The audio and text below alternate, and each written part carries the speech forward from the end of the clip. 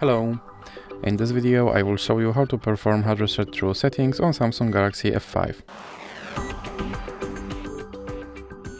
So you have to start by opening your settings application, and then you have to scroll down and click on General Management.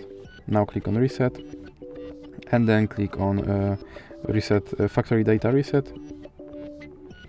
Now you have to scroll down and click on Reset again. Now you have to draw your lock screen pattern and click on Delete All.